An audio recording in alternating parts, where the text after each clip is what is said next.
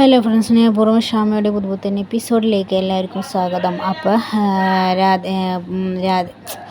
പ്രിയങ്ക അങ്ങനെ രാധികയുടെ കല്യാണക്കാര്യം പ്രിയങ്കയുടെ അച്ഛൻ വിളിച്ചിട്ട് വരുണായിട്ട് സംസാരിക്കുന്ന സമയത്ത് വരുണിൻ്റെ മുഖത്ത് കണ്ട ഭാവവ്യത്യാസങ്ങൾ ഇങ്ങനെ പ്രിയങ്ക ശ്രദ്ധിക്കുന്നുണ്ടായിരിക്കും.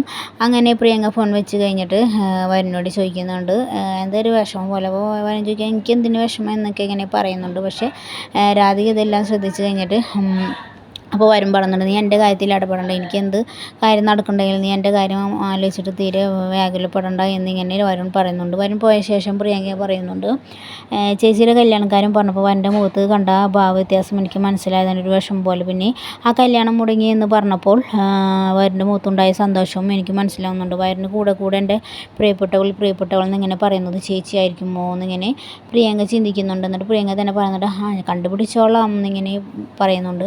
ഇതിനിടയിൽ വരുണാകെ ടെൻഷനായി കഴിഞ്ഞിട്ട് രാധികയുടെ ഫോണിലേക്ക് വിളിക്കുന്നുണ്ട്. അങ്ങനെ രാധിക ഫോണിൽ വിളിച്ചിട്ട് ഫോണിൽ കൂടി രാധിക ഇങ്ങനെ സംസാരിക്കുന്നുണ്ട്.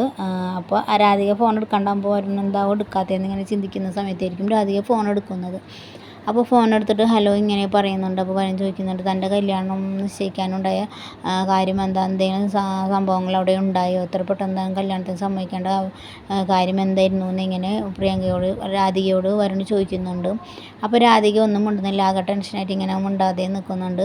അപ്പോൾ വരുൺ പറയുന്നുണ്ട്, ഞാനും ഇഷ്ടമില്ലാത്ത ഒരാളുടെ കൂടെ ജീവിക്കുന്നു, അതുപോലെ നീയും ഇഷ്ടമില്ലാത്ത ഒരാളുടെ കൂടെ ജീവിക്കാൻ വേണ്ടിയിട്ടാണോ, അങ്ങോട്ടും ഇങ്ങോട്ടും കുറേ പ്രശ്നങ്ങളല്ലേ എന്നിങ്ങനെ പറയുന്നുണ്ട്. അപ്പോൾ രാധിക പറഞ്ഞു, പ്രശ്നങ്ങൾക്കുള്ളൊരു തീരുമാനമാണെങ്കിലോ അതെന്നിങ്ങനെ പറയുന്നുണ്ട്. പിന്നെ അച്ഛൻ ഒരു കാര്യം തീരുമാനിച്ചാൽ അതിന് എനിക്ക് സമ്മതം പറയാണ്ടിരിക്കാൻ പറ്റില്ല എന്നിങ്ങനെ രാധിക പറയുന്നുണ്ട്. ആ ഇടയ്ക്കായിരിക്കും വരുണായിട്ട് സംസാരിക്കുന്ന ആ ഒരു സമയത്തേക്കും മുത്തശ്ശി വരുന്നുണ്ട്. ചോദിക്കണം, ആരാടി ഇങ്ങനെ ചോദിക്കും, രാത്രിയുള്ള നിൻ്റെ കറക്കം കൂടാണ്ട് ഇപ്പോൾ പകലായ വിളി, നിൻ്റെ അച്ഛനമ്മയും പറഞ്ഞത് കണ്ട് പകലും നിന്നെ ഓരോ കാര്യങ്ങൾക്ക് വൃത്തിയായിട്ട രീതിയിൽ മുത്തശ്ശി സംസാരിക്കുന്നുണ്ട്. അപ്പോൾ രാധിക പറയുന്നുണ്ട്, മുത്തശ്ശി വിചാരിക്കുന്ന ആളല്ലേ ഇതെൻ്റെ ഒരു കൂട്ടുകാരത്തിയാണെന്നിങ്ങനെ പറയുന്നുണ്ട്.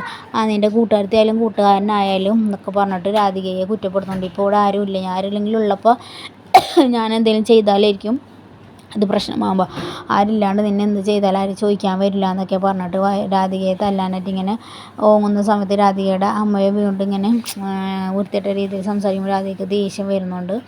ഇത് കേട്ട് ആകെ അവിടെ നിന്ന് മുത്തശ്ശി പോകുന്നുമുണ്ട്. ഇത് കേട്ട് വിഷമിച്ച് നിൽക്കുന്ന രാധികയെ കാണിക്കുന്നുണ്ട്. പിന്നെ കാണിക്കുന്നത് കൽപ്പനയാണ്. കൽപ്പന ഗൗതമിനോട് പറയുന്നുണ്ട്, ജീവിതം മടുത്തു വെറുത്തു, ഇനി ജീവിക്കാൻ താല്പര്യമില്ല എന്നൊക്കെ ഇങ്ങനെ പറയുന്ന സമയത്ത് ഗൗതം ചോദിക്കാൻ എന്താണോ താനിങ്ങനെ പറയുന്നതൊക്കെ ഇങ്ങനെ ചോദിക്കുമ്പോൾ കൽപ്പന പറയുന്നുണ്ട്, ജീവചവം പോലെ കിടക്കുന്ന സൂര്യയുടെ കൂടെ കിടന്ന് രാവിലെ ഞാൻ എണീച്ച് നോക്കുമ്പോൾ ജീവനുണ്ടോ എന്നിങ്ങനെ നോക്കും. മറ്റുള്ളവർ കേട്ടാൽ അതൊരു ക്രൂരതായി തോന്നും, പക്ഷേ എൻ്റെ ലൈഫും എൻ്റെ ജീവിതവും എൻ്റെ ആഗ്രഹങ്ങളൊക്കെ നീ പോകുന്നതെന്നൊക്കെ ഇങ്ങനെ പറയുന്നുണ്ട്. അപ്പോൾ ഗൗതം പറയുന്നുണ്ട്, അതൊക്കെ ശരിയാകും, നമ്മൾ വിചാരിച്ചാൽ ശരിയാവുന്ന കാര്യങ്ങളല്ലേ ഉള്ളൂ, നമുക്ക് എന്താണെന്ന് വെച്ചാൽ അതിന് ചെയ്യാമെന്നൊക്കെ ഇങ്ങനെ പറയുന്നുണ്ട്. അപ്പോൾ കൽപ്പന പറയുന്നുണ്ട്, അത് ഇവിടെ വെച്ച് പറ്റില്ല, പുറത്തെവിടെയെങ്കിലും വെച്ചിട്ട് പറ്റും, നമുക്കൊരു ടൂർ പ്ലാൻ ചെയ്താലോ എന്നൊക്കെ ഇങ്ങനെ പറയുന്നുണ്ട്. അങ്ങനെ കൽപ്പന ഒരു ടൂറ് പോലെ കൊണ്ടുപോയി അങ്ങനെ അവിടെ നിന്ന് വരുമ്പോൾ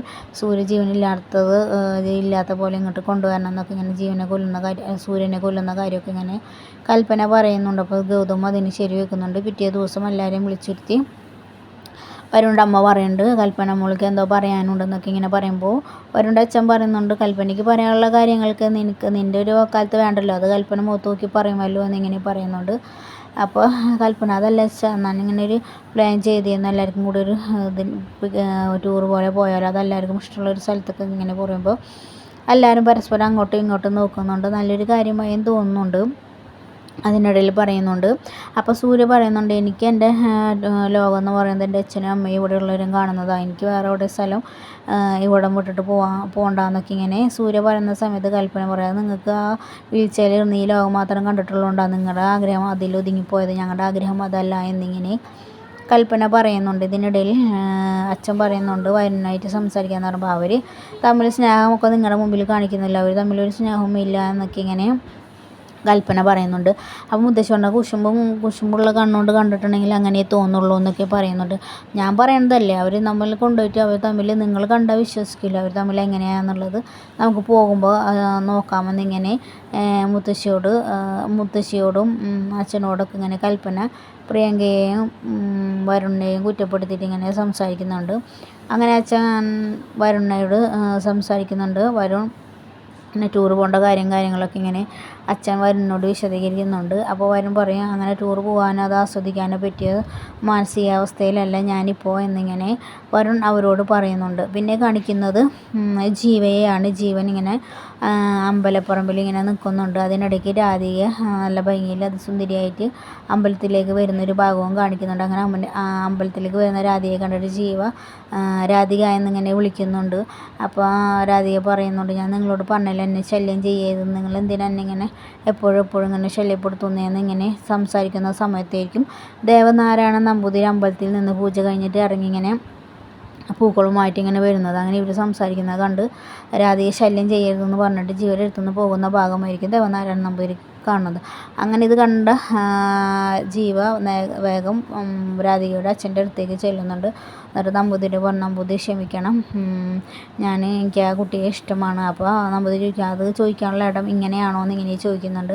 അല്ല, ഞാൻ എൻ്റെ അമ്മയെ കൂട്ടിയിട്ട് വീട്ടിലേക്ക് വരാം, എനിക്ക് രാധികയോടുള്ളൊരു ഇഷ്ടം ഞാൻ പറഞ്ഞെന്നുള്ളൂ. ഞാൻ നമ്പൂതിരിയോട് മുമ്പ് ഞാൻ പറഞ്ഞിട്ടുണ്ടായിരുന്നു എനിക്ക് പറ്റിയൊരു കുട്ടിയുണ്ടെങ്കിൽ നമ്പൂതിരി അന്വേഷിക്കണമെന്ന്. പക്ഷേ ഞാനത് രാധികയോടുള്ള ഇഷ്ടം മനസ്സിൽ വെച്ചാണ് ഞാൻ അങ്ങനെ ചോദിച്ചതെന്ന് ഇങ്ങനെ ജീവ പറഞ്ഞിട്ട് അവിടുന്ന് പോകുന്നുണ്ട്. ഇത് കേട്ട് ആകെ സ്തംഭിച്ച് നിൽക്കുന്ന ദേവനാരായണ നമ്പൂതിരിയെ കാണിച്ചിട്ടാണ് ഇന്നത്തെ എപ്പിസോഡ് കഴിയുന്നത്. ഹൈ ഫ്രണ്ട്സ്, ഇഷ്ടപ്പെട്ടാൽ ലൈക്ക് ചെയ്യുക, ഷെയർ ചെയ്യുക, സബ്സ്ക്രൈബ് ചെയ്യുക. പുതിയൊരു എപ്പിസോഡുമായി വരുന്നവരെ ബൈ ബൈ.